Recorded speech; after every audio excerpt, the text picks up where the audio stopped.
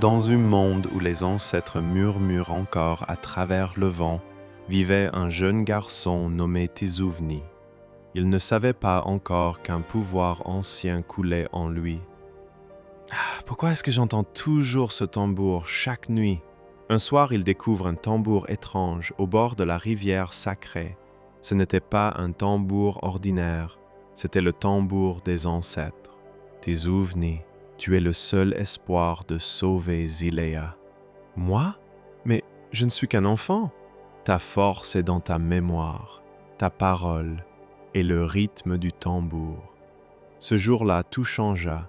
Tizouvni sentit la puissance vibrer à l'intérieur de lui.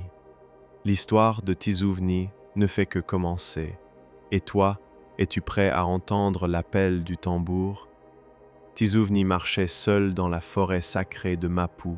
Son cœur battait au rythme d'un tambour que lui seul pouvait entendre. Mais cette nuit-là, quelque chose avait changé. Je sens une énergie étrange, comme si quelqu'un m'observait.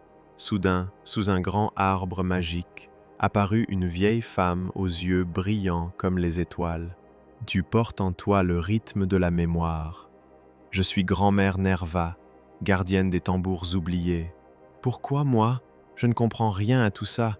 Parce que tu es né sous l'éclipse, parce que ton nom est une clé, et parce que le monde ancien se réveille. Le tambour dans ses mains vibra.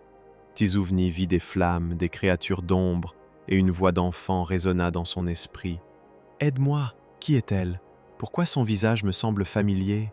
Elle est ton passé, et peut-être ton destin. » Tizouvni n'avait plus le choix. Il devait suivre la voie du son vers la cité du tambour perdu. Voile couvert de poussière avec des tambours suspendus dans le vide, dont le Tizouvni, voix basse. Des tambours, mais ils sont silencieux. Dont le un tambour s'illumine, voix mystérieuse, écho de Célina. Réveille-les, Tizouvni, écoute ton cœur. Dont le il posa les mains sur le tambour principal. Une onde de lumière jaillit. Des souvenirs oubliés se libérèrent. Il vit un village brûlé, des enfants cachés, et Célina pleurant dans le noir, dont le Tizouvni, choqué. Ce n'est pas un rêve, c'est mon passé ou mon futur, dont les tambours lui ont parlé.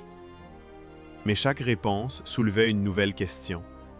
Tizouvni n'était plus un simple garçon, il était maintenant l'écho des ancêtres. Les tambours avaient parlé, et maintenant, Tizouvni connaissait un nom, Célina.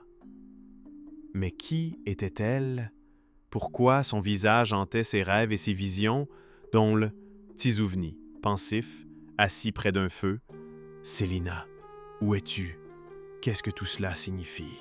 Dont le éclat de lumière, changement de dimension visuelle. Cette nuit-là, il rêva, mais ce n'était pas un rêve comme les autres. Il vit un autre monde, un monde d'ombre. Au centre, une jeune fille, entourée de créatures noires, battait un tambour de lumière pour les repousser. Dont le... Célina, voix forte et déterminée. « Vous ne m'aurez pas, tant que mon tambour bat. Je suis la lumière dans l'ombre. » Dont le... Elle s'appelait Célina, gardienne de l'ombre. Elle protégeait le passage entre le monde des vivants et celui des oubliés. Dont le Tizouvni, étonné dans sa vision. « Mais elle est comme moi. » Dont le Célina, le voyant dans sa vision. « Toi, tu es enfin réveillé. Je t'attendais, Tizouvni. » Dont le Mais avant qu'il ne puisse répondre, le rêve s'effondra. Le tambour se brisa et la voix de Célina disparut. Dont le Tirnizouvni se réveille en sursaut. « Non, reviens. » Dont le Célina était en danger. Et seul Tizouvni pouvait la retrouver.